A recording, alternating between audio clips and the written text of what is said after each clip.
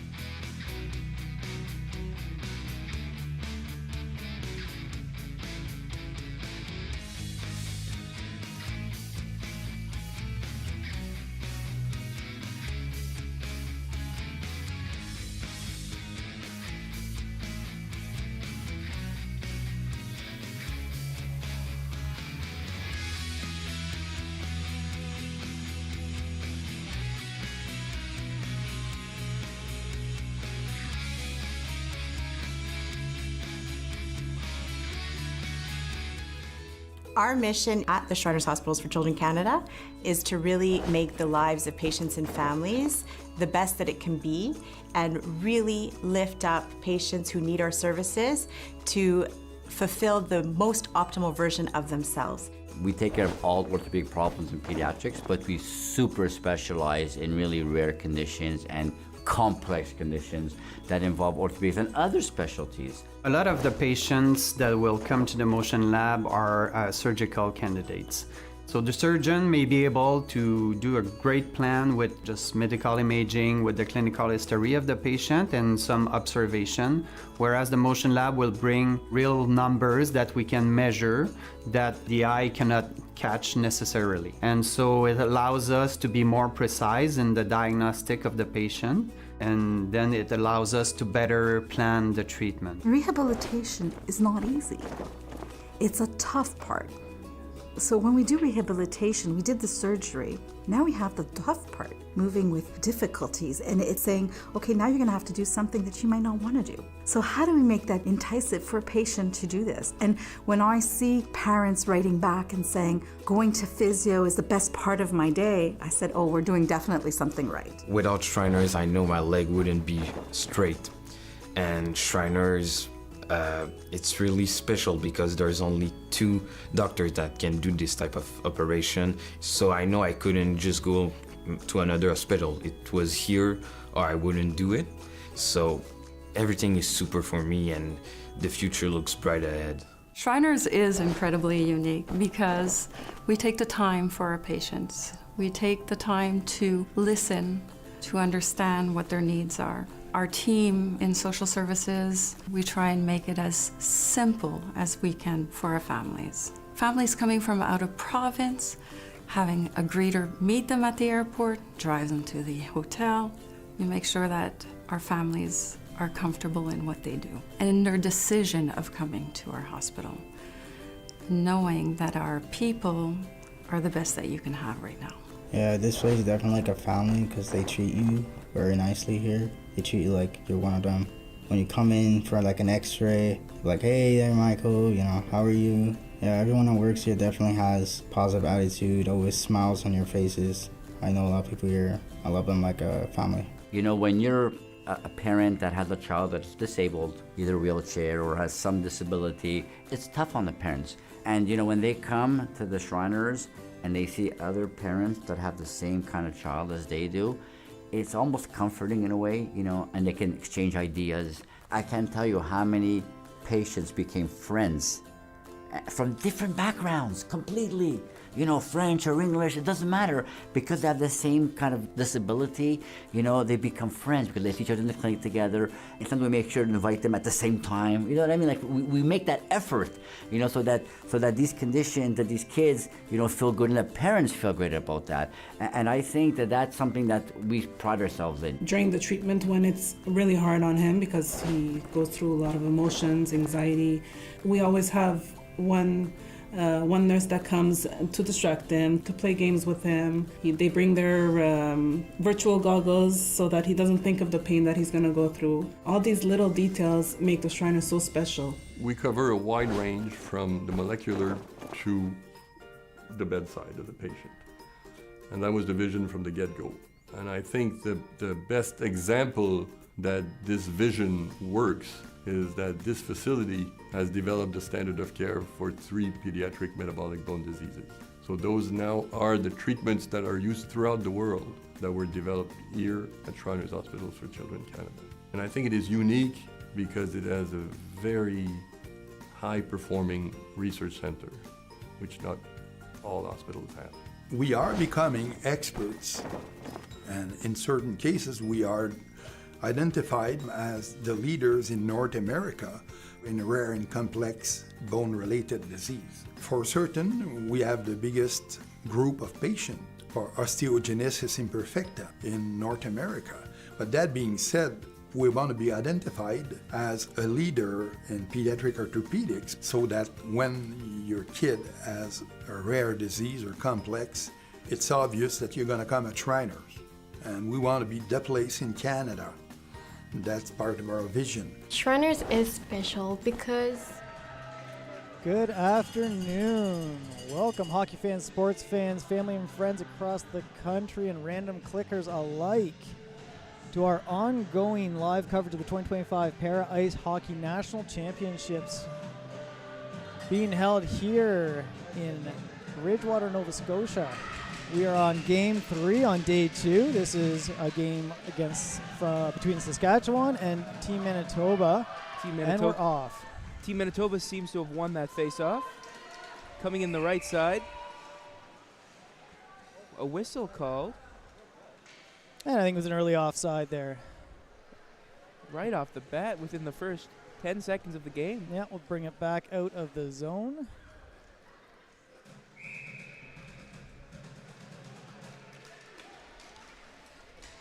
Team Manitoba pushing that puck towards Saskatchewan's side there. Immediately into the boards. There's a race for the puck on Manitoba's side. Manitoba seems to have easily caught that puck. With facing 3 defensemen now. Passing the puck off.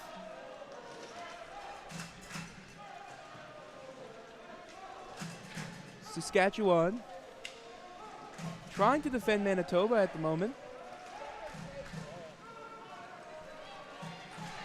Still, finally they get it out of the zone. Looked like a little bit of a T-bone there, but it wasn't called. Manitoba will fire that back in, look for a line change. Big hit by Manitoba and Saskatchewan players. And that will result in a penalty. First penalty of the game coming at 3:51 in the first period. That's going to be a T-bone against...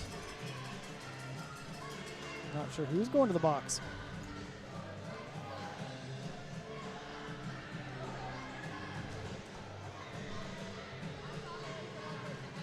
I know it was a Manitoba player, but I don't know who. It's on number 13 for Manitoba, which is Bernard Rossello from Winnipeg, Manitoba. And we'll get some 4-on-5 hockey. Saskatchewan has an opportunity here to show their prowess on the power play. Saskatchewan looking to score early on in this game. get some momentum up. That Manitoba coming up the left-hand side, and a shot was made. And White challenges our goalie from Saskatchewan early. I believe that's Arnold in net. Yeah, Tracy Arnold for Saskatchewan, from Saskatchewan in net. Manitoba coming up center ice and shoots, and too high. Saskatchewan trying to get that puck out of there. Well, leaving Elijah Armbruster open like that is a dangerous move for Saskatchewan.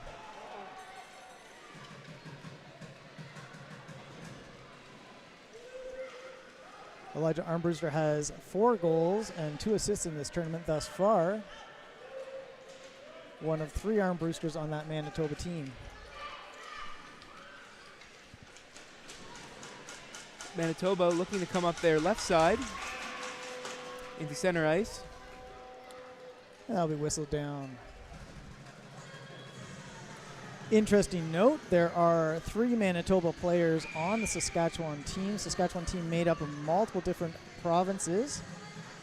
Multiple reasons that they were able to have all Saskatchewan players join us for this national championships.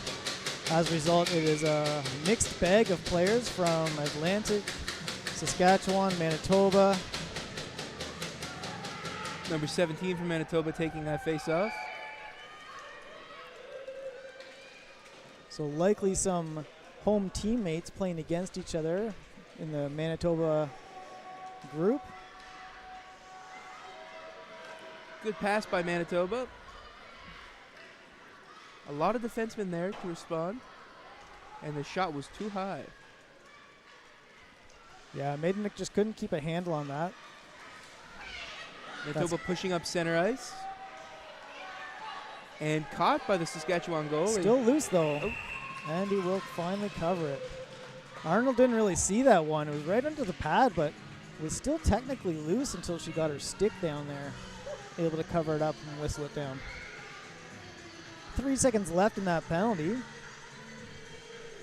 We'll be back to 5-on-5 hockey here.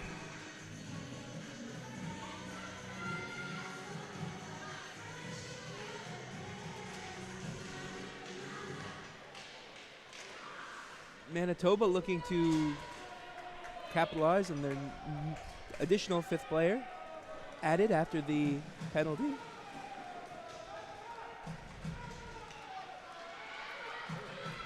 Great patience there, just controlling the puck.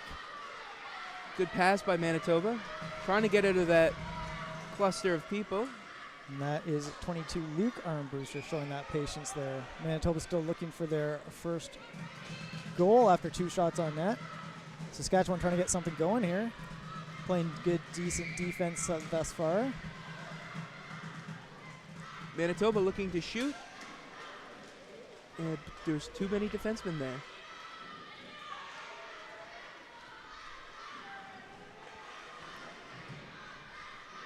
And we've got a great crowd of kids from a class, get some school trips coming to visit us for these games. Of course, if you're in the Bridgewater area in Nova Scotia, all our games for this 4-day tournament are free of charge. Come on down and check out some live hockey. Oh, looks like there was a bit of a confrontation there. Yeah, that's Easton Pillow, number 13 for Saskatchewan, giving a little shove there. Friendly tap to the back, letting them know that he's there.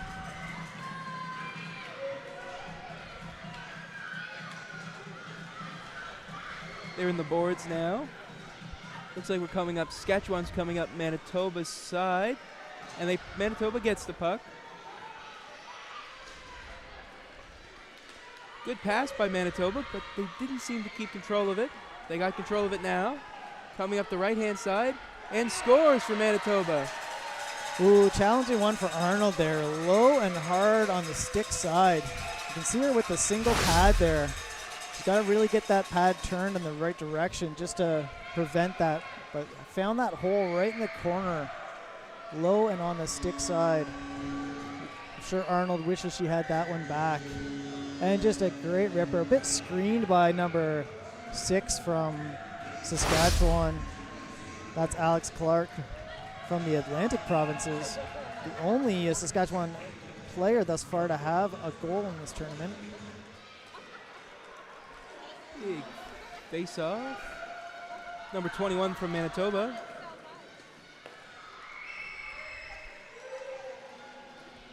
It's a race for the puck. Saskatchewan looking to send it back to Manitoba's end.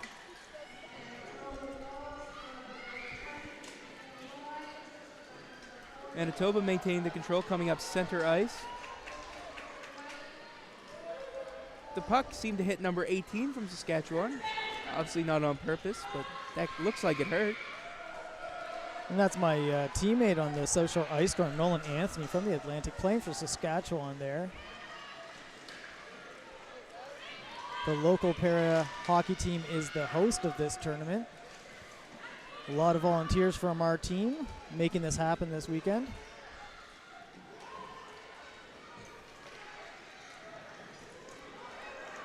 The puck is still in Manitoba's side. It seems to be coming up now, back to Saskatchewan. They're in the boards.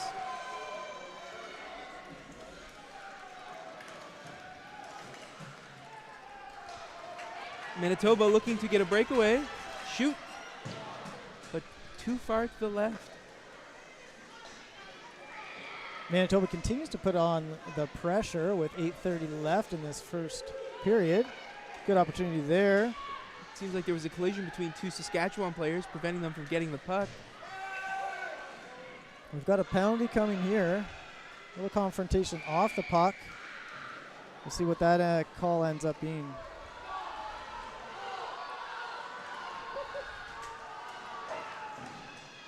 We're just a delayed penalty. We're still waiting for Saskatchewan to be able to touch the puck, playing the advantage. Manitoba maintaining control, seeing if they can't get something before they get this penalty. And finally, Saskatchewan will touch the puck. And we'll come back with this penalty. Looks like a roughing potentially. And that's going to go against number 18, Nolan Anthony from Saskatchewan. Manitoba looking to take advantage of his power play. Was it a roughing, did they say? It looked like that. Potentially it was a bit of a confrontation and often mid-ice away from the puck. I didn't really see it. I believe that's what the call was. Shots are 3-0 in favor of Manitoba at this point, resulting in a 1-0 lead. 7:54 remaining in the first. Manitoba. Saskatchewan looking to go after the puck, trying to get some momentum on Manitoba. There's really good speed coming out of both players.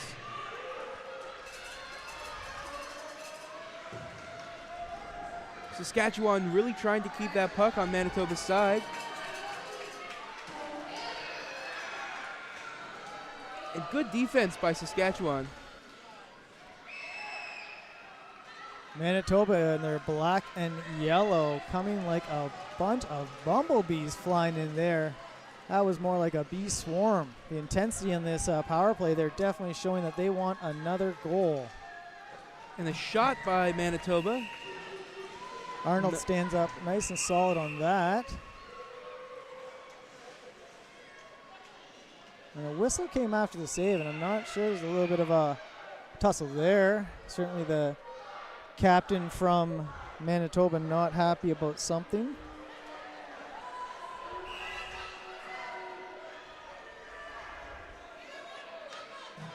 Oh. Still some talking going on between players here. Trying to break up something.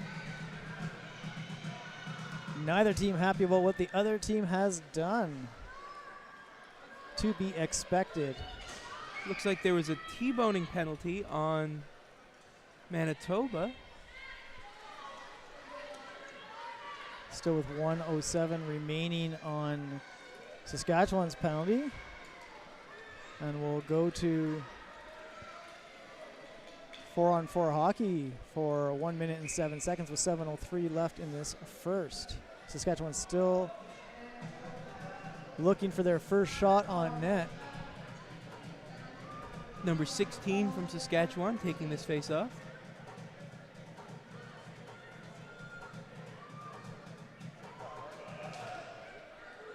And that penalty was on Saskatchewan Cole. winning that power play, that face-off, sorry. Now penalty on Cole Maidena from Manitoba.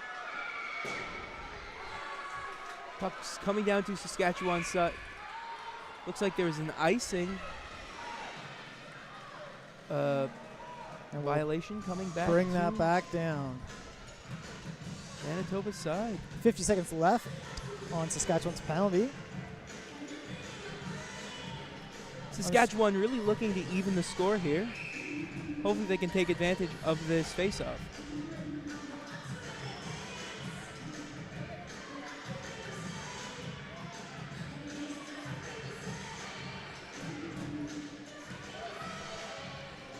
Manitoba pushing, trying to push the puck back to Saskatchewan's side. Big pass by Manitoba, and they just miss it. Saskatchewan chasing after the puck. Coming up the left-hand side for Manitoba to Saskatchewan's zone. Saskatchewan had a great opportunity there.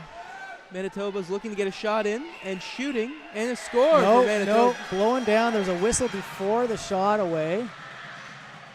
Manitoba does not look happy about that, number 13. Not sure what the call was. May have been knocked. The net may have been knocked off its standards just before, it looks like. So that whistle was definitely before the shot was taken.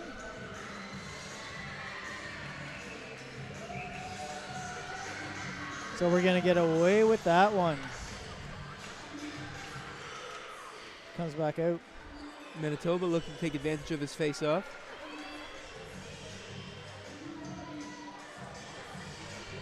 Saskatchewan. And Saskatchewan now with a 5-on-4 for 50 seconds. Back to full strength. Nolan comes out of the box. Saskatchewan looking to take advantage of the 5-on-4 hockey. Manitoba's been strong on the penalty kills all tournament. And Saskatchewan's got a challenge ahead of them. Looks like another icing call.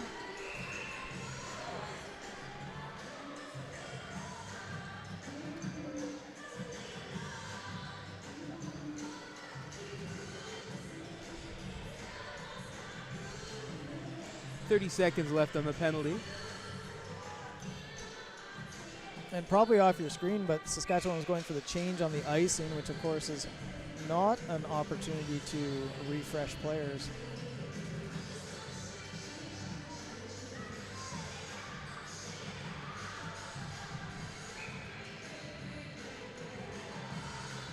And a little bit of an argument between the ref and the Saskatchewan player taking the face-off. Cleanly one back to Armbruster. And another shot from Manitoba, but it's a little too high and a little too far to the right. 15 seconds remaining in the penalty. Saskatchewan's really not been able to get anything going on this. Last 10 seconds of effort, but they're not even going to get it cleared out of the zone. Saskatchewan players looking for a change in that. Manitoba has control of the puck at the moment, coming up the right side. Good pass by Manitoba. And right out to 21. And shoots and scores, Manitoba. Yeah. And their captain came right out of the penalty box. And nobody picked him up. Good heads-up play by the Manitoba team. Came in on with the 5-on-5. Hit him up high at that point. Great long shot. We'll see that on the replay here. The play's down low, but just a great heads-up play as he comes out of the box. Nobody picked him up, and just comes high, beats Arnold on that high stick side. Absolutely perfect shot. Near impossible for Arnold to get that puck.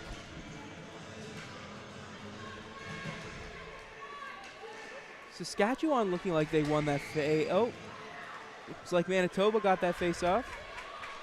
coming up the left-hand side of Saskatchewan. And there was a pass attempt there, but seemed a little too wide. On the clear out of the zone, they'll have to reset. Manitoba will try again. Dumps it in.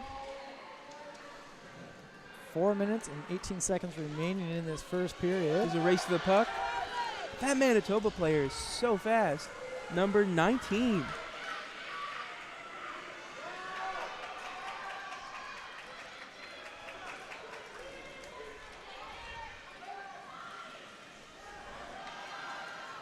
Clears the zone again. They'll have to reset. Not much of a challenge from Saskatchewan with that reset. They're in the boards now. Coming out to center ice. Number 20. Oh, and an unfortunate offside. Two Manitoba players left wide open in the center of the ice, right at the blue line. And just offside. Saves that 2-on-0 chance for Manitoba. I'm sure Arnold is very happy that that was blown down as an offside. Number 17 for Manitoba taking this face-off. Or alternatively, maybe Arnold revels in the opportunity to make a big stop on that play. Manitoba maintaining control of the puck, going up to the right side. Trying to get a shot out there, but seems to have lost control of the puck. Ooh. And we're seeing a fair bit of bunching by the Saskatchewan players. I'm hoping in day 2, this is game 3 for Saskatchewan. I'm really hoping that this mixed team of players can find some cohesiveness. And that wasn't, although that puck was stopped, it wasn't stopped enough. Well, Verge just shot that one in nice and low and calm and looked for that rebound, and they got that rebound, but they could not quite find the back of the net. Saskatchewan shooting the puck back to Manitoba's side. Don't think it's going to make icing. This is an opportunity for Anthony there, who does go in, does a clean check, and comes up with the puck.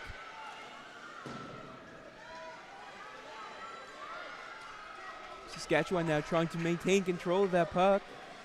They're going to have to reset here, though. Another opportunity. Can Anthony make something of that? Unfortunately not. Armbruster comes away with it. Up to the other Armbruster. Number 17 has the puck now. Passes to number 24. Passes to number 17 and shoots, but blocked with the face shield of the goalie. Yeah, a nice long shot there. Arnold saw it the whole way, was able to come across the net, make a nice save there. Going to see that on a replay. Again, Virgie just wide open there. Good control. Leaving that wide open. A little bit of a screen. Came across a little late, but able to make that stop without too much trouble and controlled the puck nicely.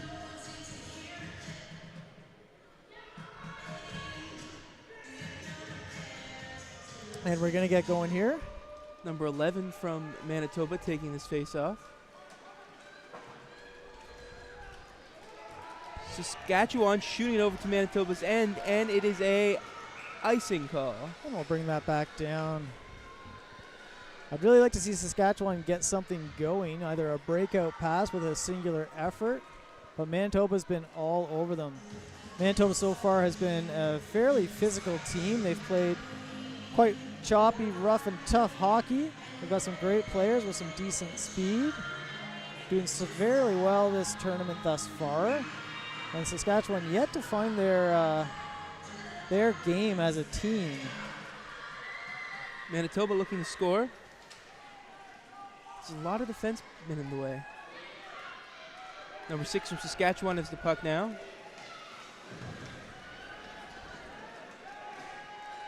Losing it, number 9. Number 11 from Manitoba has the puck now. Passes it to number 23.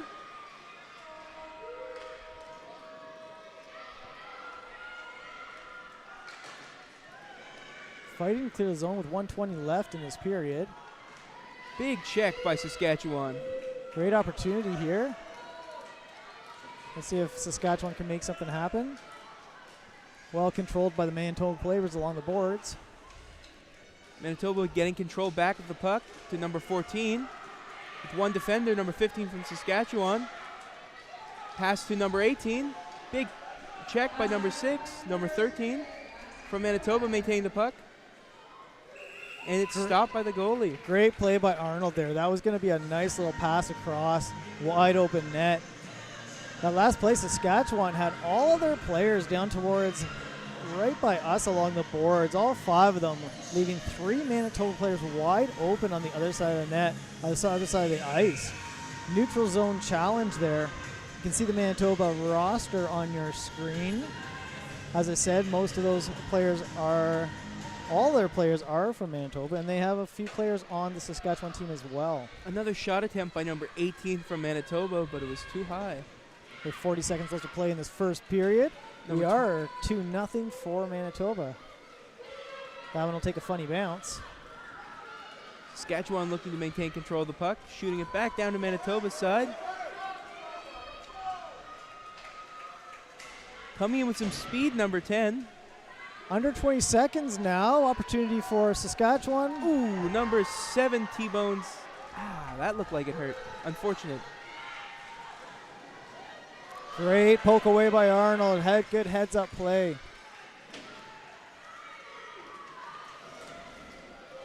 Manitoba trying to put another one on the board here. And that will close us out. How did you think that period went, Logan? I think that was an exciting period. I think Saskatchewan is starting to get their team together.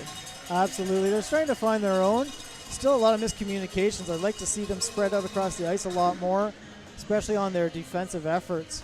That closes us out on the first period here at the 2025 Para Ice Hockey Championships. Thanks for joining us. My name's Steve. I'm joined by Logan, and we'll see you in a few minutes for the second. At Shriners Children's, we're home to the world's leading pediatric orthopedic care. Because so many life-changing advancements start here. We provide access to the best doctors and never allow your ability to pay for services to compromise the care your child needs. We're the first place to turn for the most common or complex orthopedic conditions, home to possibility, and empowering kids to achieve the extraordinary. Shriners Children's, the most amazing care anywhere.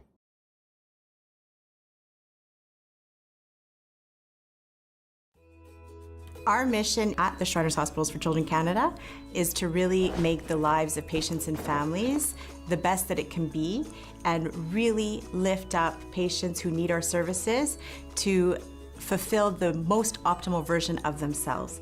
We take care of all orthopedic problems in pediatrics, but we super specialize in really rare conditions and complex conditions that involve orthopedics and other specialties. A lot of the patients that will come to the motion lab are surgical candidates.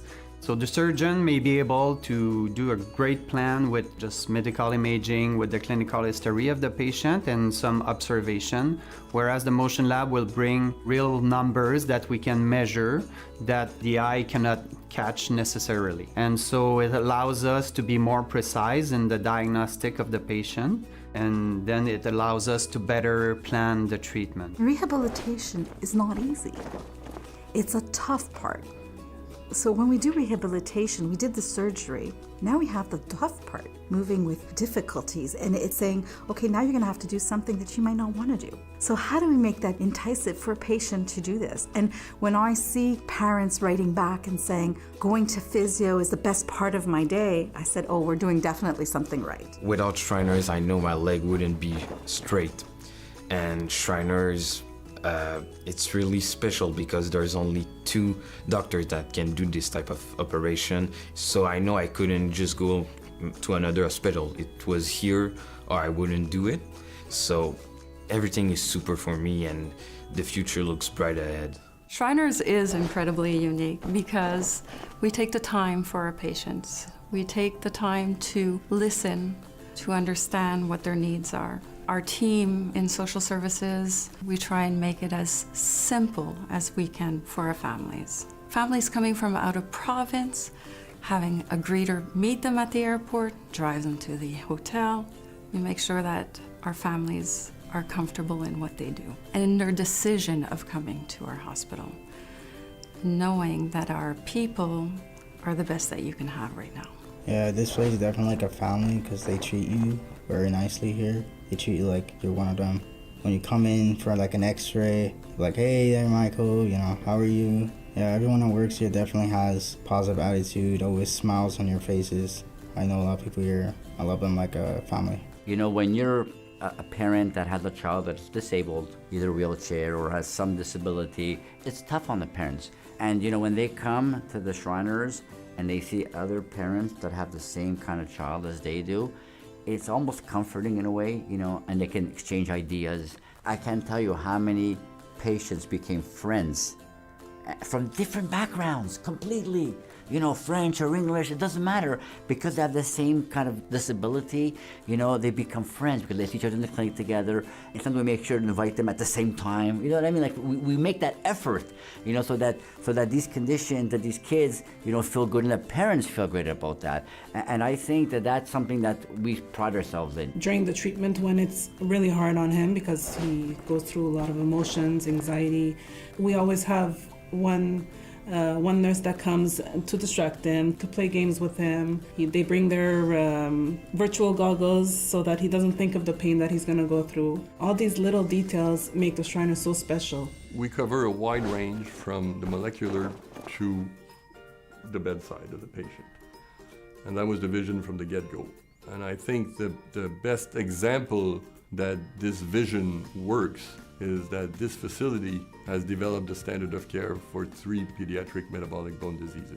So those now are the treatments that are used throughout the world that were developed here at Shriners Hospitals for Children Canada. And I think it is unique because it has a very high-performing research center, which not all hospitals have. We are becoming experts, and in certain cases we are identified as the leaders in North America in rare and complex bone-related disease. For certain, we have the biggest group of patients for osteogenesis imperfecta in North America. But that being said, we want to be identified as a leader in pediatric orthopedics so that when your kid has a rare disease or complex, it's obvious that you're going to come at Shriners. And we want to be the place in Canada. That's part of our vision. Shriners is special because they have like the family kind of vibe. Here you're really going to have care. You're going to be informed. You're going to have support. That is really important. They are human here. Not just nurses, not just physicians, not just doctors. They are human. They have human values, and this is what makes them different than others. The Shriners are really the one that has my heart. What we offer children and families goes beyond clinical care. I'm just really grateful to work here because people from every department, everyone really has this passion of giving back, whether it's people who work in maintenance, in the kitchen, in audiovisual services, in research, in clinical, at the reception. Every person has a role and makes a difference. And when you see this teamwork and everyone coming together with their energies, everyone wants to make a difference in the child's life. And it's really obvious from this kindness and this motivation to do better. To me, this is what really makes the Shriners special.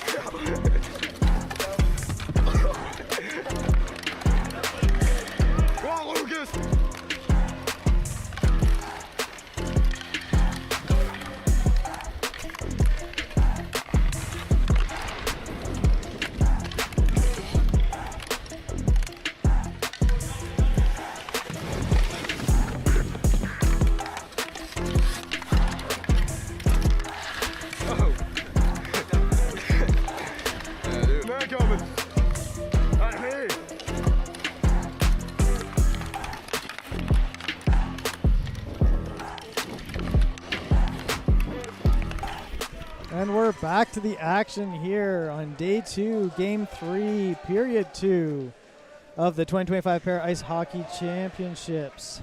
My name's Steve Rombeek. I'm joined here by Logan. We are your commentators for this game between Saskatchewan and Manitoba. Over to you, Logan. Manitoba looking to take an early lead to this period by trying to get another goal in there immediately off the faceoff.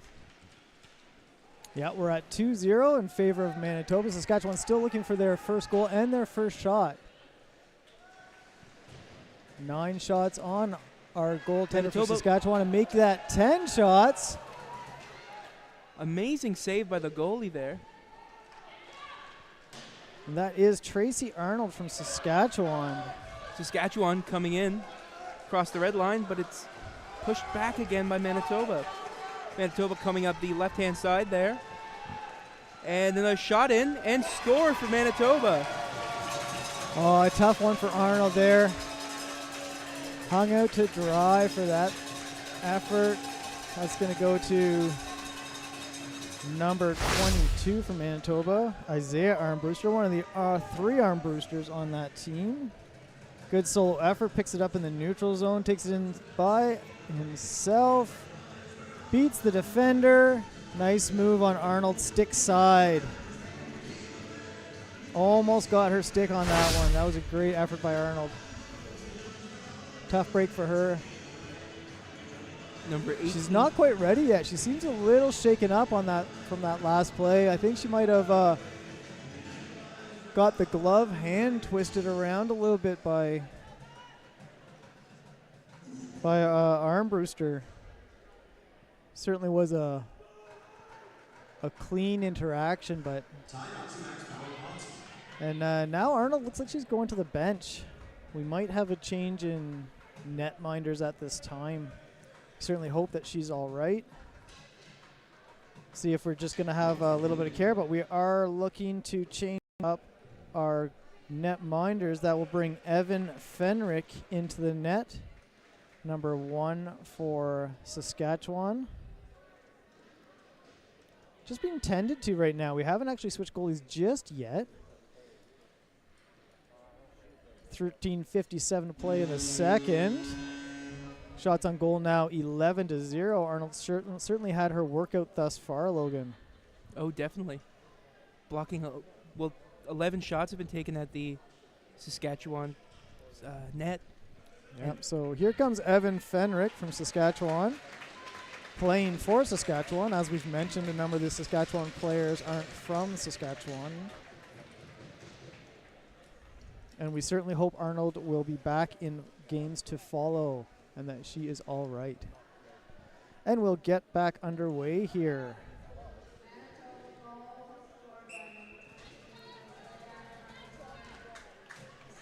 Manitoba winning the face-off.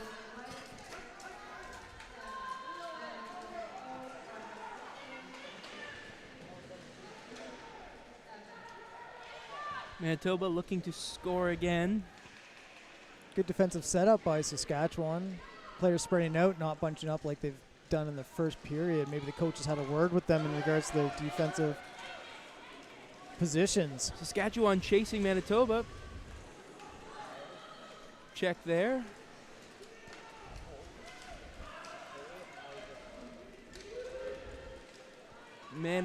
Saskatchewan looking to shoot. Was blocked by Manitoba. Great effort by Brett Klassen from Saskatchewan there. Manitoba looking to take advantage of a breakaway. And looks like there was going to be a shot attempt there, but it was blocked. Manitoba's still looking to get in there and get another goal. And I mentioned Brett Klassen. It looks like there's a Klassen on Saskatchewan and a Klassen on Manitoba, both from Manitoba, potentially family. As I mentioned, some Manitoba players on the Saskatchewan team.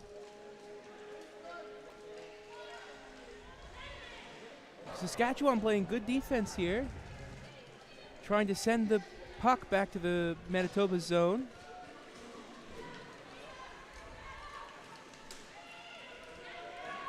Good interception attempt by Saskatchewan. Good check there by 16 Hubley from Saskatchewan. But White will come up with it. Great opportunity for White. Good check by number 7. That's a Spencer McKinnon, one of the Atlantic players playing on the Saskatchewan team.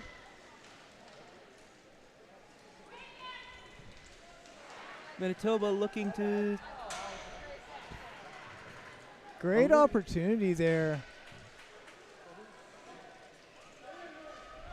Looks like Saskatchewan player number 8 lost their stick. That was a shot by Isaac Vint from Winnipeg, Manitoba, their center. Just couldn't find that net, quite wide. Fighting for that puck in the corner there, as we can see on the Saskatchewan side. Saskatchewan looking to maintain the puck and trying to send it back to Manitoba. Looking for that lead pass, just couldn't control the puck, unfortunately. That was Brett Klassen. Manitoba taking a big shot, but a long shot, and the goalie saw that right away. Long shot and first test for Evan Fenrick. Holding up strong in that net. Down low. Manitoba looking to capitalize on that opportunity there, but they were not able to. And Vint was left all alone right in that pocket. Right off the goalie's helmet. And secured. Well done for Fenrick. By the goalie. Fenrick big on that play. First and second save. Lost it in the air, but was able to cover it up, and that will bring us to a face-off down the Saskatchewan zone. Defense playing decently for Saskatchewan, but leaving Vint wide open right in that pocket, and there was a real opportunity there for Manitoba to capitalize, but they just could not find the net on that one. And we will see Arnold come back out, so obviously Arnold is doing okay. Got a little chance to rest that hand. Hopefully it does not impact her play for the rest of the game. And we are waiting for a 5th player to play on Saskatchewan. Always easier if you have your full team on the ice when the face-off happens. Manitoba looking to get a 4th goal here with 10:29 remaining in the second. Saskatchewan still looking for their first shot on net, and hopefully one shot will mean 1 goal. Number 6 from Saskatchewan taking this face-off. And here we go, getting underway. Linesman waiting. The suspense was killing us. Saskatchewan throwing the puck back to Manitoba's side. So that'll clear the zone, but no real forecheck of any kind happening there. Saskatchewan sitting back. Now we get a decent forecheck. A little bunching of the defense of Saskatchewan, leaving wide open. Number 6 from Saskatchewan fighting for the puck. Right behind the Saskatchewan net. And they'll cover that up long enough to get a whistle, and we'll see a face-off down the Saskatchewan end again. And you're seeing your National Para Hockey Championships 2025 schedule there. We are in Manitoba, Saskatchewan, the 12 o'clock game. We are behind schedule, so that started a little bit late. And our 2 o'clock game will see your local Atlantic team take on British Columbia. Of course, it is the local Atlantic team, but the tournament itself is being hosted by the local para hockey team, the South Shore Ice Storm. Many volunteers from that team making this happen for this weekend. And proud to be part of that team am I. Saskatchewan looking to push the puck back to Manitoba's side. And it looks like we might have an icing. No, it was waved off. Oh, big hit. Yeah, we're going to see a penalty from that one for sure. And we're just going to wait until playing the advantage here, delayed penalty. And they get a touch on it to whistle it down. And we will see a penalty coming to Saskatchewan. I believe it was on number 8, Calderola from Manitoba. No love lost between Manitoba partners there. Happens between teammates as well. Came in aggressively and just couldn't turn out of the way. Turned into the path. Not intentional to be injuring anybody, but T's going to be called every time on that. Going with the front of these sleds, it does become a dangerous play because these sleds are made out of aluminum and they do not give at all. Number 9 from Saskatchewan taking that face off. Number 22 from Manitoba maintaining the puck with a good pass over to number 17. Yeah, good patience there to find Armbruster low. Another good pass, but blocked by number 7 from Saskatchewan. Ooh, a little backhand effort by Maidenek there, trying to find that corner. We're up to 13 shots on net. Number 17 pushing up number 22, number 13. 120. Number 17 and shoot. Oh, and we'll get that goal.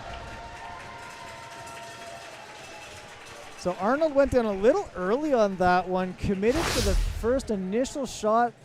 Good patience to wait for Arnold to commit here. And then she almost got her glove on it. That would have been a phenomenal highlight save, but just didn't materialize that way. And they found the back of the net. Armbruster wide open. And if you're going to leave Elijah Armbruster open, who now has 5 goals this tournament, that's never a good idea. It looks like number 9 from Saskatchewan is going to take this face off. And we have 1:17 left in the penalty. Oh, the penalty is now over, actually. It's cleared that minor penalty. 8:30 to play left in this second period. Saskatchewan still looking for their first shot on net, Logan. They sure are. Manitoba looking to, again, with amazing patience, but that shot was a little too high.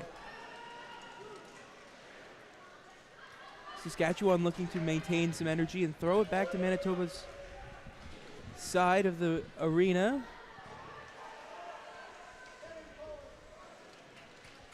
Looking to get some shots in.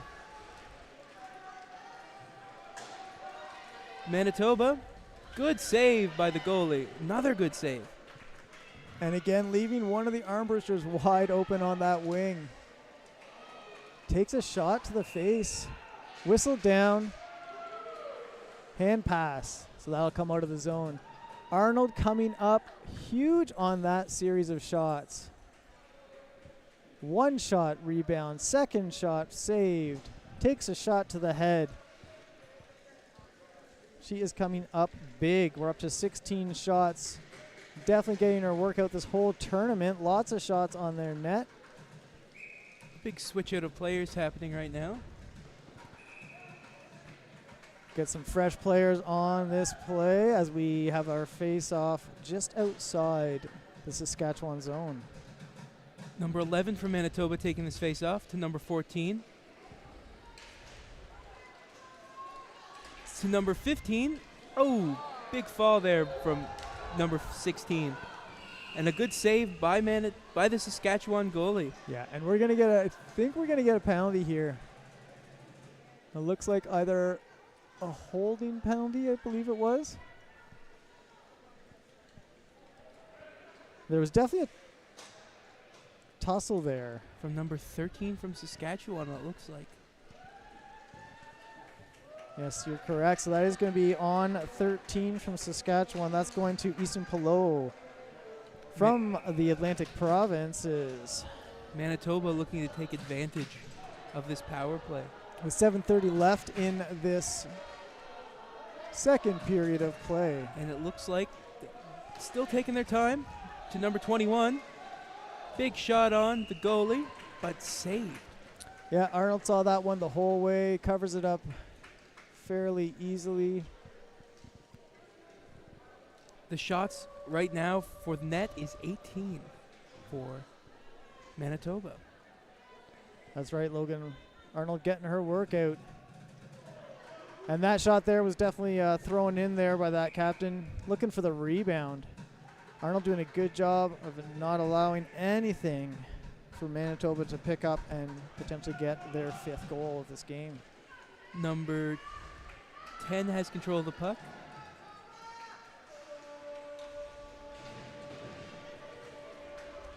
Down to the corner, battle for it. Comes out wide open, Manitoba. Manitoba. Hits the side of the net. Good block by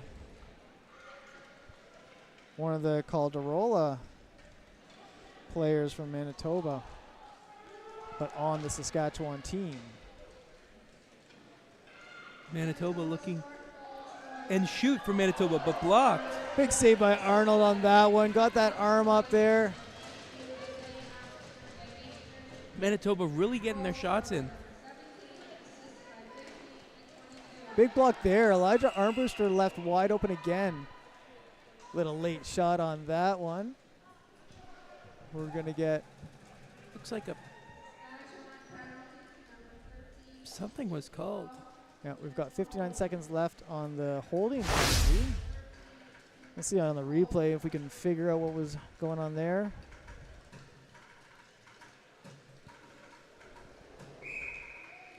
Dumped in there.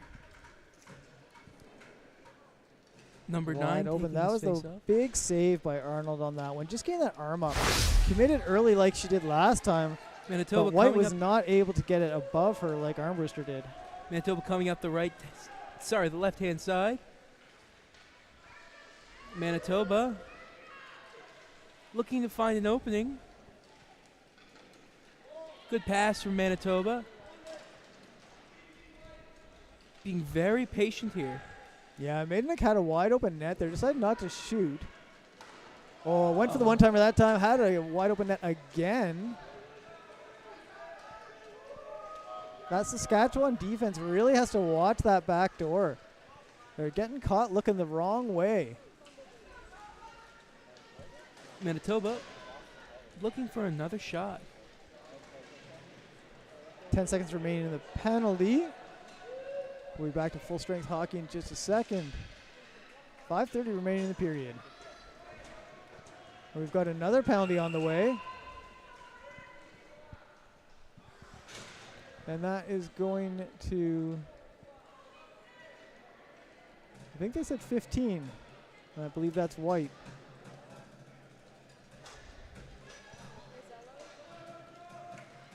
It's going to be an interference, I believe. That Manitoba player not happy going in the penalty box there. Number 13. 13, my mistake, not 15.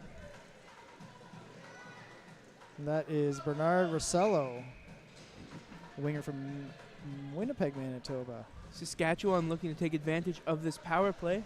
Hopefully able to get a couple of shots in. Absolutely. Still looking for their first shot in this game with 5:27 remaining in the second. Number 18 taking this face off.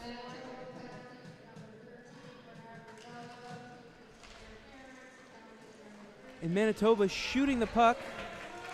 And as I've said before, Manitoba definitely demonstrate decent penalty killing this entire tournament. And it is not an icing. No, didn't make it down to that line. Saskatchewan coming up the right-hand side. Still going. And a shot by Saskatchewan. Looks like it deflected off the goalie, and I believe got a touch on that one, which would put their first shot on the board. Good to see.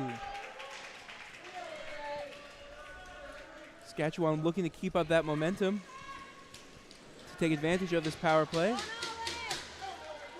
Number 18 passing up to number 6. But number 14 beats it. No. Number 17 shoots. What a great opportunity by Saskatchewan. That was the one that needed to go. Ringrose Hobbs was wide open in front of the net. Just couldn't connect with that one-timer. We'll get the puck blown down here. What a great effort by Saskatchewan. Seeing that long pass straight across the crease. Just waiting for that one-timer. Perfect position by Ringrose Hobbs.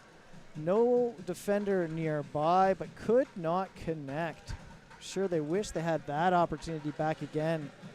50 seconds left in the penalty. And we're going to come out of the zone. Might have been a hand pass involved in that call as opposed to being blown down. 4:17 remaining in the second. Saskatchewan in Manitoba's court. Saskatchewan getting the puck with number 12. Let's see if they can set something up here. Bit of a battle in the neutral zone. Not able to get going just yet. They're going to dump it in. No real forecheck chasing that, though. Number 10 from Saskatchewan looking to keep that puck on the Manitoba side.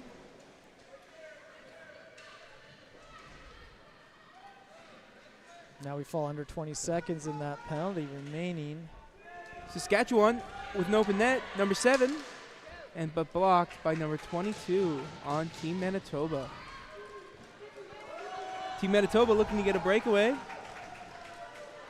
And right as from that number penalty 17. And sure enough, we'll score. Good. Yeah, a good play, good patience by 17. Came across, solo effort. No defender was going to catch them. Left Arnold out. Arnold made a great effort, but a good move. As you can see here, just going down the right wing. Nobody's going to catch him. Lots of time. Comes across. Fakes going across the net. Arnold had to commit. And then able to beat her glove side. She almost got a glove on it, but just able to get it over that elbow. Very good to lift that puck last minute. Number 18 from Saskatchewan taking this face-off. And that goal goes to Elijah Armbruster, center for Winnipeg. Certainly is having a great tournament thus far.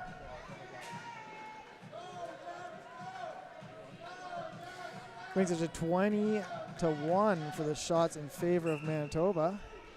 Number 18 in Saskatchewan taking this face-off with a switch out in the Manitoba side. Number 17 from Manitoba trying to maintain momentum. Passes to 14. Intercepted by number 7 in Saskatchewan. Sending it up the ice towards Manitoba. And is not an icing. No, not going to make it there for the icing. Doesn't have enough oomph on that puck, which was good. A good shot by Saskatchewan. Number 17 from Manitoba maintaining that puck. And you see now it becomes a 3 on nobody. And they find the back of the net again. Yeah, there was 2 defenders down there for Saskatchewan, and they both committed to that puck. And you could tell that coming down that right wing, they were having a peek, and he could just see that he had 2 additional players. You can see here 15 and 7 both committing. And just patience and coming across, makes the pass, and he's going to find that top corner on that stick side every time. Saskatchewan's got to do a bit better job of reading the play as it's coming in and picking up those players and those trailing players. Those are the players that are the most dangerous, especially with a team like Manitoba. They've got that ability to keep their head up and look for those cross-ice passes right in front of the net for their players coming down the lane. Number 11 from Manitoba taking this face-off. And Saskatchewan fighting for the puck.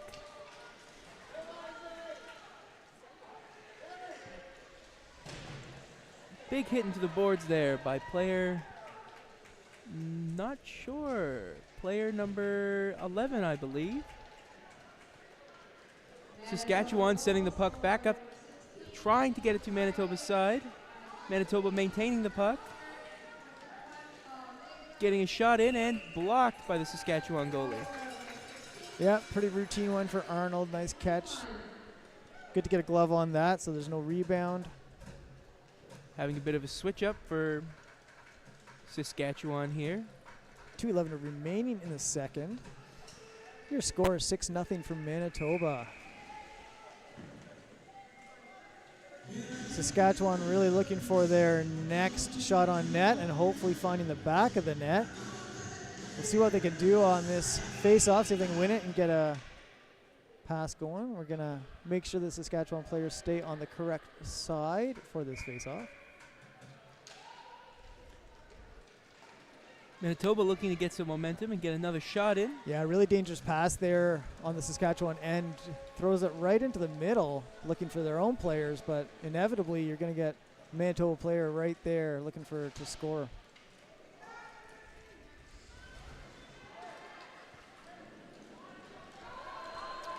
Pass was through the puck is now on the Manitoba side. Yeah, looking for that breakout pass, but White was quicker to the puck. Saskatchewan looking to stop this momentum. Number 11.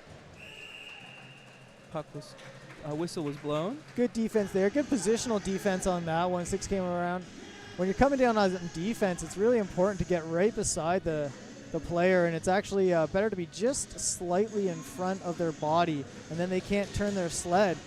One thing you don't want to do is get too far ahead of them, and so they can use you to block as they come in. And if you're just in front of their body, it allows you to control their body and prevent the shot, force them to the outside. Defender did a great job keeping them to the outside. Arnold able to see that one. Number 18 stop from it easily. Saskatchewan hitting that to Post there. Nice long high shot by 18 Klassen from Manitoba. Saskatchewan looking to send it back to Manitoba's side. Big hit into the boards there. It sounded like. We didn't quite see it. And a whistle was blown. And that will be icing to come all the way back down. And we're going to look at our leaderboard right now. Quebec with 3 wins, Atlantic with 2, Alberta 1, BC 1, Manitoba 1, Ontario 1. 6 points for Quebec as they've done 3 games thus far. Atlantic's got 4 points after 2 games, and they're in their after 3 games. Manitoba looking to get some momentum. Saskatchewan maintaining the puck. Losing it to Manitoba. Manitoba coming up, trying to find somebody that's open. Tries to get it to number 18, but was intercepted by number 18 on Saskatchewan's side.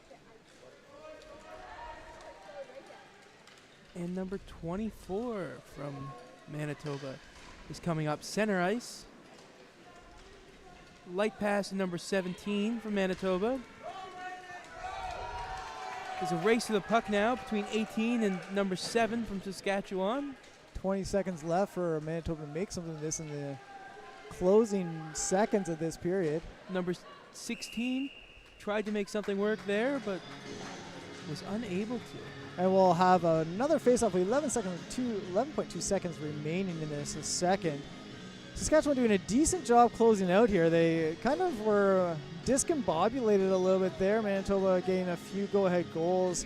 Defense seems to have reconnected with some individual players, doing some good individual efforts on the defensive side. Saskatchewan's going to have to come out much bigger in the third period here, and Manitoba's going to be looking to get as many goals as possible. Number 9 from Saskatchewan took that face-off. And a good shot attempt from Manitoba, but too high. Yeah, it's the second time Klassen was going to try it. Hit the crossbar last time. Might as well throw another one that way. And that'll close out our second period. Shot differential 22 for Manitoba, 1 shot for Saskatchewan. Still looking for their first goal. 6-0 is your score. And we're going to be looking for Manitoba to continue to put some goals in. We do have a point differential scenario with this round-robin tournament style, meaning that Manitoba is going to be looking to rack up those goals like the other teams have, getting to 15 goals against Saskatchewan. And that will close out our second period. I'm Steve Romick, joined by Logan Ring here. We'll see you in a few minutes. At Shriners Children's, we're home to the world's leading pediatric orthopedic care. Because so many life-changing advancements start here. We provide access to the best doctors, and never allow your ability to pay for services to compromise the care your child needs. We're the first place to turn for the most common or complex orthopedic conditions, home to possibility, and empowering kids to achieve the extraordinary. Shriners Children's, the most amazing care anywhere.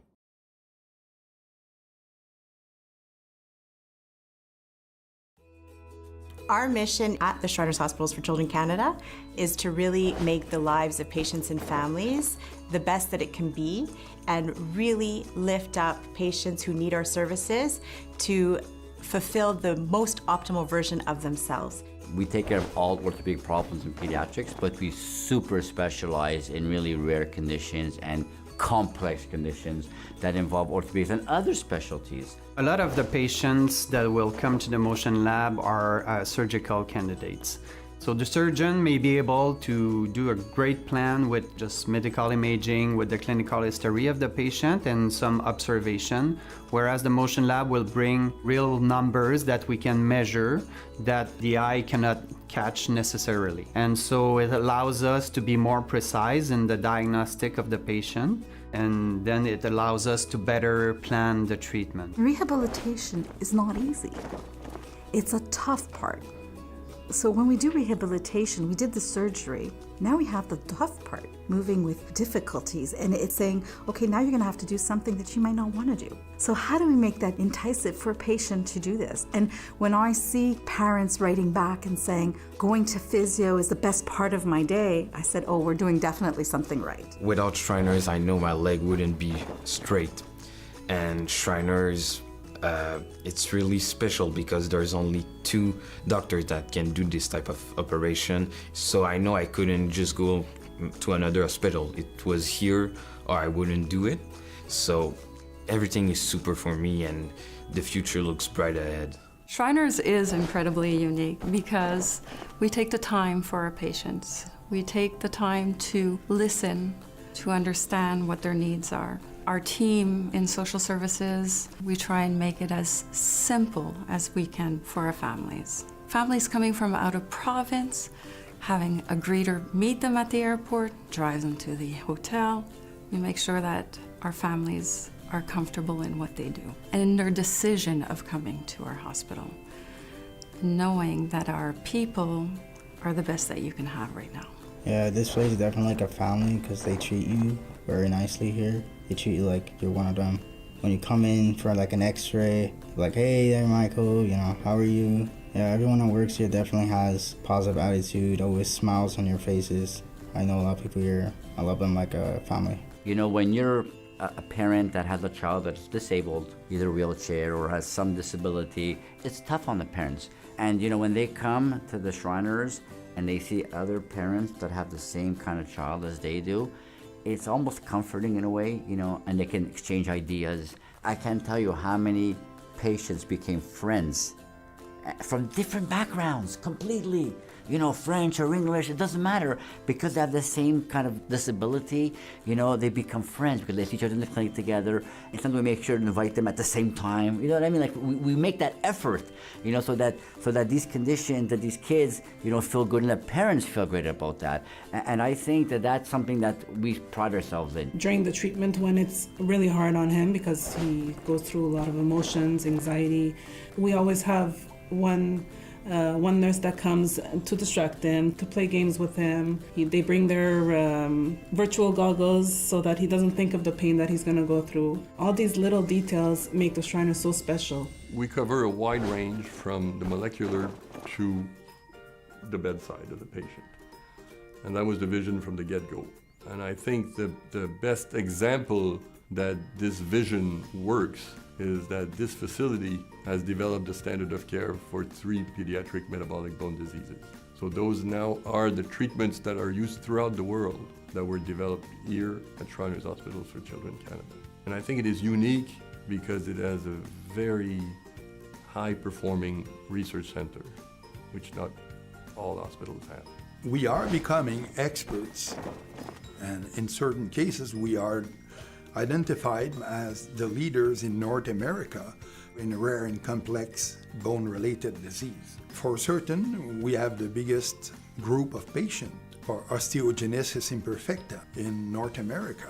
But that being said, we want to be identified as a leader in pediatric orthopedics so that when your kid has a rare disease or complex, it's obvious that you're going to come at Shriners. And we want to be the place in Canada. That's part of our vision. Shriners is special because they have like the family kind of vibe. Here you're really going to have care, you're going to be informed, you're going to have support. That is really important. They are human here, not just nurses, not just physicians, not just doctors. They are human. They have human values, and this is what makes them different than others. The Shriners are really the one that has my heart. What we offer children and families goes beyond clinical care. I'm just really grateful to work here because people from every department, everyone really has this passion of giving back, whether it's people who work in maintenance, in the kitchen, in audiovisual services, in research, in clinical, at the reception. Every person has a role and makes a difference. And when you see this teamwork and everyone coming together with their energies, everyone wants to make a difference in the child's life. And it's really obvious from this kindness and this motivation to do better. To me, this is what really makes the Shriners special.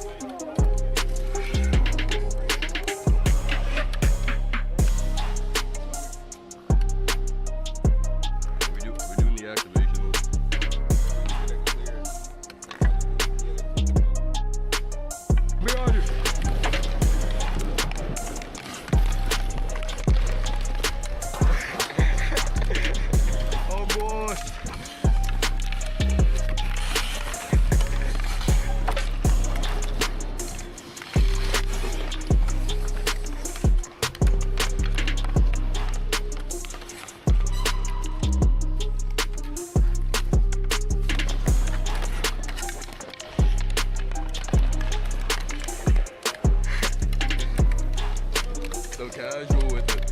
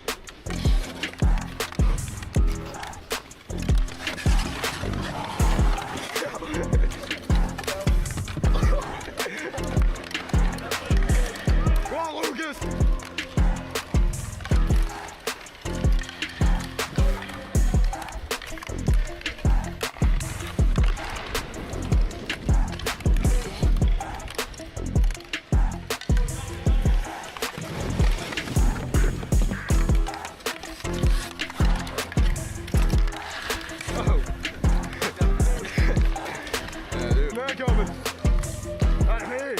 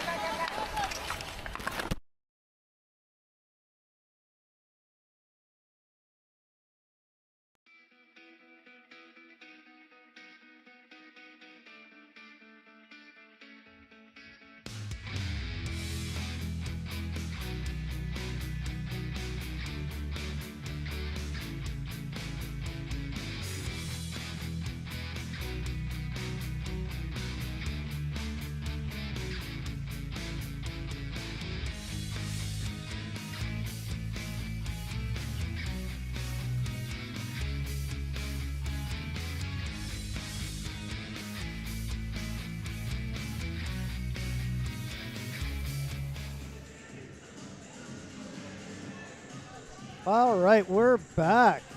Back for the third period of the third game in the second day of this four-day tournament, the 2025 Para Ice Hockey National Championships here in Bridgewater, Nova Scotia.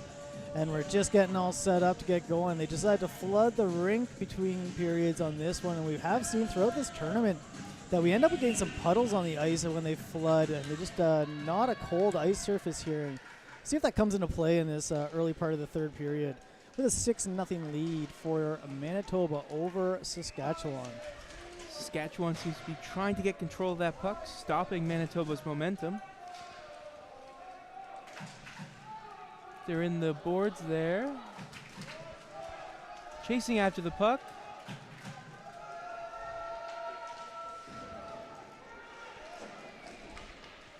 Manitoba. Whistle was called. That's going to be quite offside. And I must say that the Manitoba fans that we have here in the arena with us have been fabulous. Great energy coming from those Manitoba fans joining us here in person, cheering on their Manitoba team. We, of course, are in Bridgewater, Nova Scotia. And if you're in the area or anywhere in the surrounding area, please come join us for one of these games on this four-day tournament, 15th, 16th, 17th, 18th of May 2025. The games are free to come and watch. Manitoba getting control of the puck after that face-off. Trying to come up the right-hand side of the rink there. But Saskatchewan really trying to get some momentum back after the first two periods. Yeah, down 6-0. They're going to have to find something a little different, and they're trying to get some cohesiveness in this team, some communication, set something up. Manitoba coming into the zone here. Looking to score. And good catch by the goalie. Yeah, so we do see Evan Fenrick coming in for Saskatchewan as their goalie in the third period. We saw Fenrick do some great things early when Arnold, their other goalie, Tracy Arnold, who has been the goalie for most of the tournament, she had a bit of an injury in her hand and had to take a little bit of a break.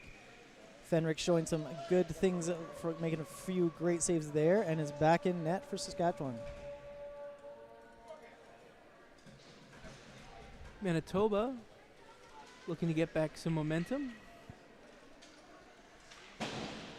And as you can see, that shot differential, 23-1. Certainly Saskatchewan goalies getting a lot of tests this game, and has been the case for this whole tournament. Saskatchewan looking to get that puck out of their zone. Number 15 from Saskatchewan maintaining the puck. Good pass attempt, but Manitoba has it in its, and that shot was a little too high.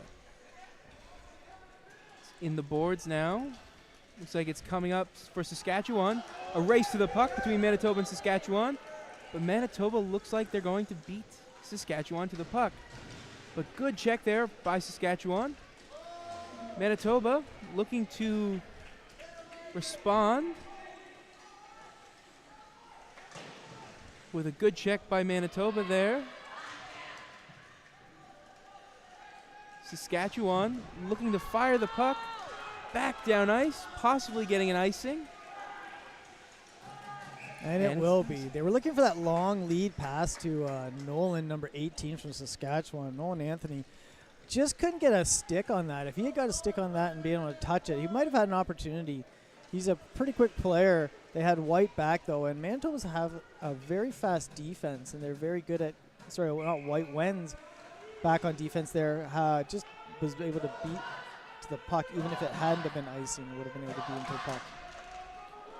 Saskatchewan shooting the puck up towards their own net, but controlled by Saskatchewan, pushing it up forward. It's a race between the puck between number 15 and number 19. Number 17 has control of the puck now, passing number 18 from Manitoba.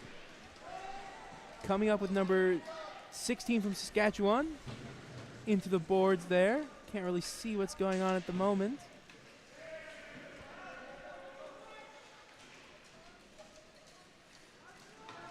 That puck comes out to a Manitoba player. Ooh.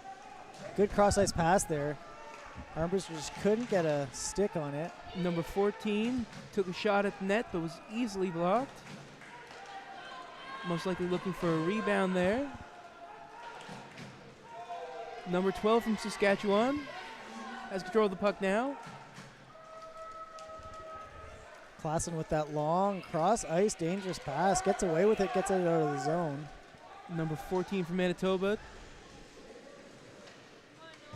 Number 18 from Saskatchewan flicks it back, unfortunately right into the stick of Manitoba. Number 17 looking to try to do something at the net. And coming back on. Number 17 at the net and tries to shoot it. That'll go high off of a post. Almost goes out of the rink as well. Good thing we have these net guards. Absolutely. Number 18 shoots and gets blocked by the goal. And it ends up being a goal. It does. Yeah, got the rebound on that one. First effort, Fenrick made a great save on that first effort, but the rebound came out and followed up to capitalize on that, bringing it to 7-0 for Manitoba. Again, the defense needs to just collapse in on Saskatchewan. They're doing a pretty good job, Saskatchewan is, in this tournament. They're as I mentioned a number of times, a mismatch of players from different provinces playing on this team. And, it's a great opportunity for these players. Some of these players are playing their own teammates from teams that they play on back home. Some of these players are from Manitoba. And it's a great opportunity to play in a tournament of this caliber for some of these players that wouldn't normally make their team for their own province. Number 16 in Manitoba, looks like they got a penalty. Yeah, so we have a minor penalty on the board there. And it's 0-6.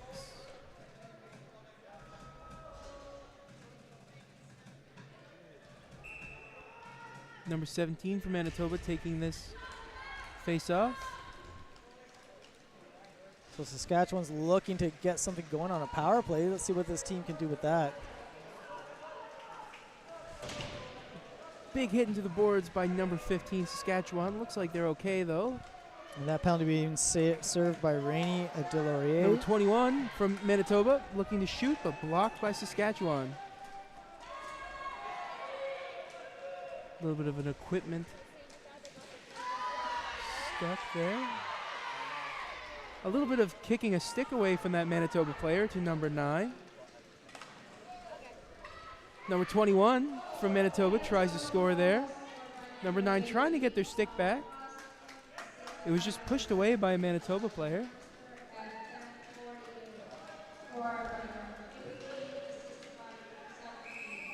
And we'll get a whistle there. All right, 1 minute and 4 seconds remaining on that penalty. 9:52 to go in the third here.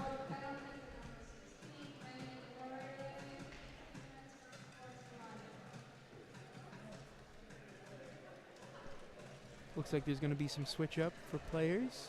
And we have the next penalty going up on the board for Saskatchewan, which will see us get some 4-on-4 hockey here. Still sorting some things out, deciding which players are coming on the ice for Saskatchewan. Gotta be careful not to get a delay of game call here. Getting all sorted out. Well, it looks like that is on 14. Mason Droids from Saskatchewan.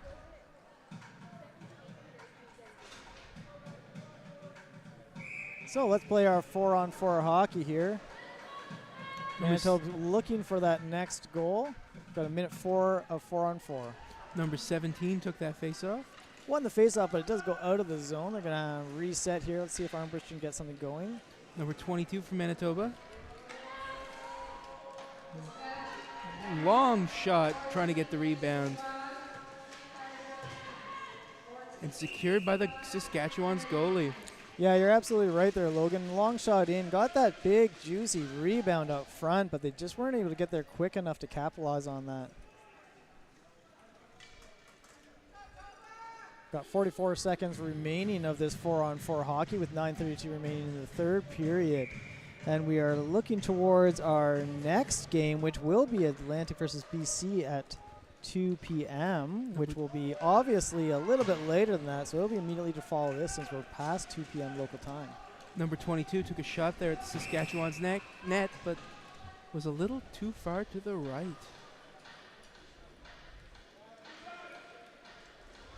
I believe that was just an offside call. And we've still got 31 seconds to go of this 4-on-4 hockey.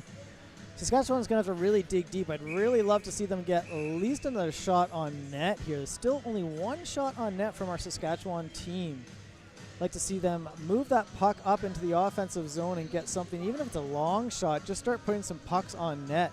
Even if they shoot from outside the blue line, let's get some pucks headed directly towards that netminder. Since they've only had one shot on this goaltender so far, you never know. Maybe they're falling asleep back there. And you never know where something could trickle in past our goaltender for Manitoba, Paul Ham from Winnipeg, Manitoba. Here we go with 31 seconds of 4-on-4 hockey. 9:19 left to go in the third. Manitoba throwing a shot out there, seeing what they can land, and secured by the goalie. Yeah, Fenrick will just cover that up. Was waiting to see if any of the Saskatchewan players were going to come up and take that around, step something, but nobody was coming down, so did the smart thing, covers it up. And we'll find ourselves on a face-off further down into the zone. Saskatchewan looking to defend and create some opportunities. Number 17 from Manitoba taking this face-off. Manitoba looking to get some ground. Saskatchewan maintains the puck. It's a race to the puck now between 22 and 16 from Saskatchewan and Manitoba. They shoot it back to Saskatchewan's side there, coming up the right side. There's a little bit of a battle in the boards there, but it's coming up the opposite side of the rink now between number 6 and number 16. And we have a whistle blown. There's a clean check on by Alex there, Alex Clark on Saskatchewan. As you can see, a big size difference between Clark and White. And you're going to see that in this tournament off and on, given that we have such a variety of players of all different ages. And we're down to 37 seconds in the penalty with a 5-4 advantage for Manitoba. They're looking to put in a couple more White's here. at the net and makes a shot attempt by White. Great opportunity there for White.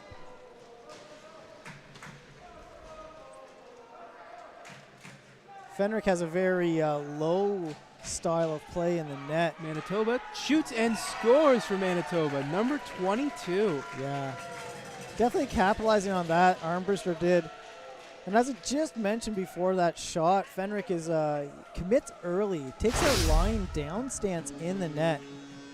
And then that leaves a lot of that net open. And a high shot, you're going to see this on the replay, down on the ice and just couldn't get a glove on that.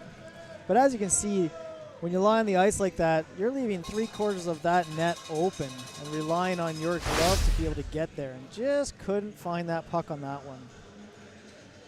Good shot by Armbruster there. That brings us to an 8-0 lead for the Manitoba team. And 26 shots, which means there's a lot of saves in there. So well done by Arnold and Fenrick. We're back to 5-on-5 hockey as well there. Number 16 from Manitoba. Back to White. To number 12 from Saskatchewan has control of the puck at the moment.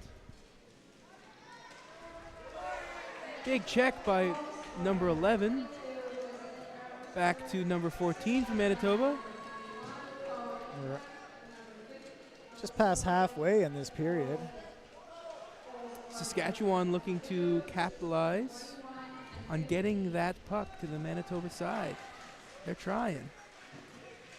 Looks like we have a bit of a fight for the puck in the boards there. Yeah, Saskatchewan really looking to clear it out of the zone here. It's going to be whistled down. And we'll get some fresh players on the ice all around. And that's going to come outside the zone. We'll see if Saskatchewan can get their second shot on net. They should be definitely hungry for that. Like to see some real last-ditch effort by the Saskatchewan players. They're going to have to dig really deep. This is a long tournament, and they have been punished by these teams. Saskatchewan coming in and looks like they're winning that face-off. Oh, no. Manitoba seems to have control of the puck now. Number 6 coming in at 21. Good clean check there. Number 17 maintaining the control of the puck. Looking for a shot in. Misses. Saskatchewan getting control of the puck. And Manitoba had two players there and a little miscommunication. They both came crashing into the net. Number 6 with Saskatchewan getting a shot in and off the goalie. Number 10 from Saskatchewan and blocked by number 17. Great opportunity by Saskatchewan there. There's that second shot, and what a shot it was. Saskatchewan seeming to get second wind here. Manitoba, a race to the net. With 15 from Saskatchewan getting the puck. Yeah, Jared Aquin from Saskatchewan. Great defense there. Number 6 from Manitoba, and a shot attempt from number 12 from Manitoba. Fenrick with a solid pad save there. Big rebound, though. Saskatchewan trying to do whatever they can to get it to Manitoba's side. It's out of the boards, but Manitoba has control. Yeah, and you see that shift once they got that shot on net. Really picked up the pace there. That's going to be offside on the far end there. Yeah, with Saskatchewan there, I really noticed that as soon as you get a big shot on net like that, it really excites the players and brings that home. Now they're going to have an opportunity. Like that great pass across ice, ditch effort there, big shot. Love the fact that Saskatchewan, 3 players crashed in the net, 8, 6, and 10, all going in there looking for that rebound. Oh, what a great opportunity and a great effort by that team. Well done.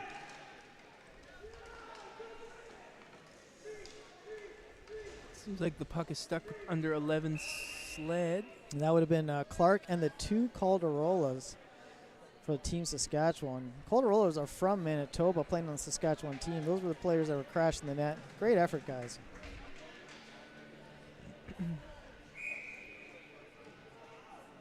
Saskatchewan looking to get something out of this face-off. To Manitoba.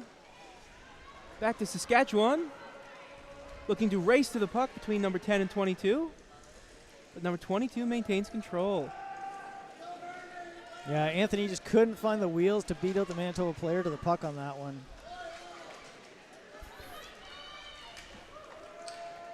Number 9 from Saskatchewan. Number 14 from Manitoba. Trying to go up center ice. And number 17 trying to get control of the puck. To number 9, I believe, from Saskatchewan. Number 12, sorry. Number 17 tries to sling it at the... Shoot that in. That's not icing, even though the goalie was hopeful. Got across 2 extra lines to get that icing Number call. 7 and number 13 racing to that puck. Number 11 coming in to trying to get a goal, but it's stopped by the goalie.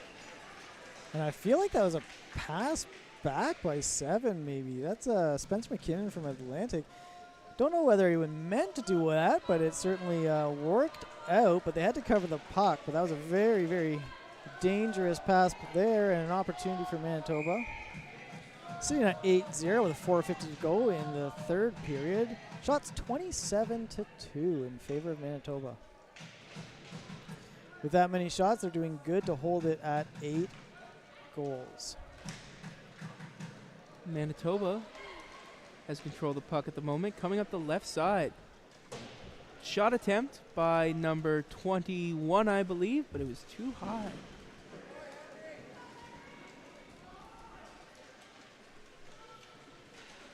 The puck comes out of the boards. Number 16 looking to capitalize from Manitoba. And the puck is secured by the goalie. Yeah, good pass attempt there, but Fenrick saw that coming. Shut down that centering pass out of the corner. 4:23 remaining. A little bit of time left here. Saskatchewan definitely showing a little last-ditch effort. See if they can get another shot on net. Lovely if they could put one up on the board. They've gotten 1 goal this tournament so far, but from Alex Clark. Saskatchewan doing a pass, number 14. Intercepted by 11. 11 going in for a goal attempt, but stopped by the Saskatchewan goalie. Yeah, and that was a scenario where Fenrick's style actually, I think, was a benefit. Down early, but really shut it down. That works really well in his favor when the shot is coming in from a close distance. Had that glove up. And here we go. We're going to have 4:09 remaining to play. Shots 28-2. 8-0 on the board. Back to the action. Delay. Trying to get those players outside the circle. Fighting for the puck in the zone right now. Saskatchewan shooting the puck up to Manitoba's side. And it is a not icing. That'll be bringing it back with the icing call. You know, and it's not a bad idea for Saskatchewan to shoot down the ice there, but as I've mentioned previously in a few of their games, if you can get that a bit more of a bank shot off the board so that it comes out and just doesn't give you that icing. Although in that scenario, we're not seeing the Saskatchewan players have the gas left in their tanks to wheel down that ice, and I'm not sure that they would beat these fast Manitoba players to the puck anyway. Number 22 from Manitoba shoots and caught by the Saskatchewan goalie. Yeah, a nice open lane there. Fenrick saw that all the way down the pipe.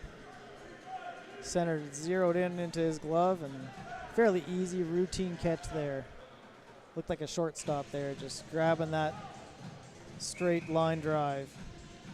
Armbruster taking the face off. Klassen ready up the top circle. Number 17. Saskatchewan trying to intercepted by 24 to 17. And a shot attempt by 17, but stopped. And they're looking to hold that puck. And the goalie finally finds it and grabs it with the glove. That was an interesting bounce off the inside of the post, but did not come over the line. Stayed on the safe side of that line, and no goal there. Manitoba's getting a few more attempts to add to their 8-0 lead at this point with 3:26 remaining on the clock. Looking at their lineup there on your screen. Number 17 for Manitoba taking this face-off. Got to number 21 looking to get a shot in, but blocked by Saskatchewan. Number 18 with 3 defenders on them. Number 17 and gets a shot in, but I'm not sure if that went in or not. No, there's another glove save. Glove save, bringing the shots on goal up to 30. 30 shots on goal, and that one was a bit harder. Nice line drive. We'll get a replay of that one.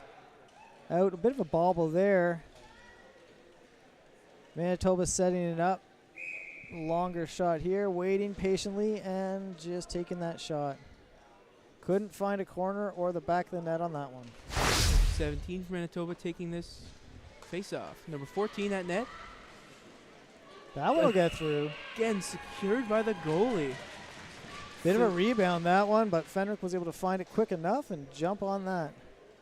Kills the play with 3:03 remaining in third.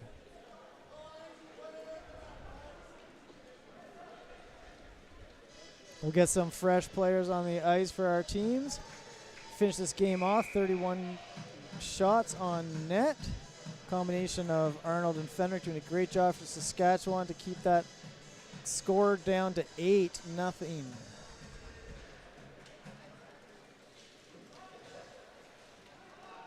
There's a little bit of a wrestling for the puck now to 14 for Manitoba. To 21 for Manitoba.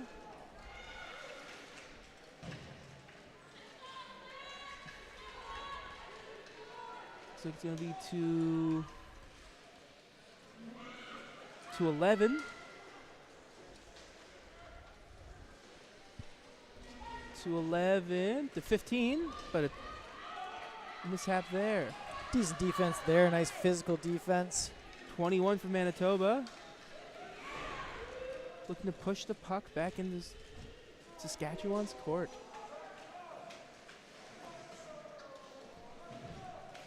Not a huge drive from Manitoba at this point. I'd love to see Saskatchewan just carry the momentum all the way out to the end. Anthony definitely willing to push around in that one. Number 15 from Manitoba with an open net on the goalie.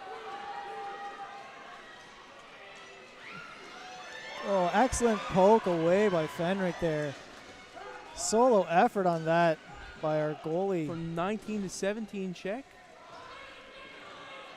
Looking for the puck now on the far boards.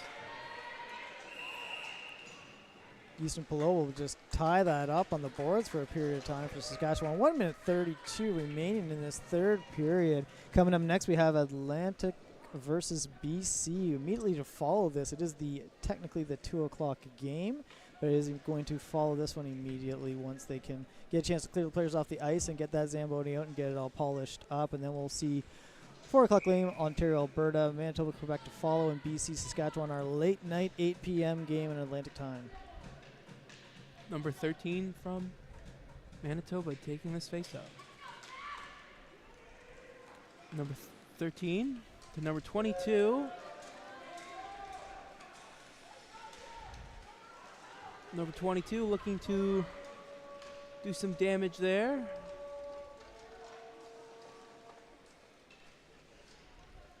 Just taking it nice and slow, it seems, Manitoba. Yeah, they've got that luxury with the 8-0 lead that they're just going to hold that puck, carry it around. Nice little pass there by White. Number 17 and shoots into the net for one more goal for Manitoba. Glad to see that. Like to see Armbruster take that shot. He's got a great shot at that step. And you know what? That gives White that assist on that, puts her on the board for that stat. That's a nice thing to do with such a fancy little pass that she was able to feed him right there. Might as well take that shot, put one more on the board, get her an assist. We'll see it here. Just at the edge there, you kind of missed the pass. The pass was beautiful. And then just that high shot. Just finding the back of the net. Beats the goalie high. Doesn't get much cleaner and better than that. Beautiful play, guys. Elijah picking up yet another goal. Number 17 winning the face-off on Manitoba's side. Looks like Manitoba's trying to get in one last goal to keep their momentum in. 50 seconds to go. Manitoba, number 17, blocked by the goalie. And he'll hold on to that with 47.3 seconds left to go. Foregone conclusion of the winner of this game, but Saskatchewan can still find a little energy left in their tank. Play some strong defense, clear a zone. Number 17 to number 13. And shot attempt, but too far to the left. Number 22. To number 15. Number 15, White. To number 13, Saskatchewan maintaining the puck. Shooting it to the Manitoba side. And it looks like it's going to be an icing. And we will bring that back for icing. 25.7 left in the game here. And that's unfortunate, I got to say. You know, it was a little effort there by number 10 on Saskatchewan to clear the zone. But at the same time, there was 3 of them there, and it looked like there might have been an opportunity to carry that puck a little bit and force the Manitoba team to do some back checking on them. Instead, they decided to clear that puck away. I think Saskatchewan's looking pretty tired, ready to be done this game and move on. Big check to number 13 and pushing the puck away again for an icing call. Icing with 13.7 seconds remaining. We'll bring it down one more face-off here. Manitoba wins. I think they can hold on to that puck for just over 10 seconds. Close it out with 32 shots. 9 goals. Number 13 from Manitoba taking this face-off. Number 17 to number 11. And scores for one last goal. Well, fair enough. With 5 seconds left on the clock. Fair enough. Put it to a 10-0 lead. Taking a little advantage of this very tired Saskatchewan team, but wide open pass like that.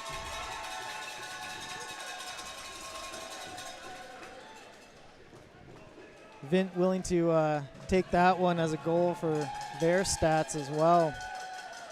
And as I mentioned there, if the goal differential comes into play, putting a few extra goals on the board at this point may be beneficial for the seeding portion of this tournament. Saskatchewan getting the puck. And that is game. And that'll do it. Well, great game between Saskatchewan and Manitoba. Saskatchewan definitely drained at the end of that one. Manitoba running away with it a little bit on that one, Logan. My name is Steve Rombeek.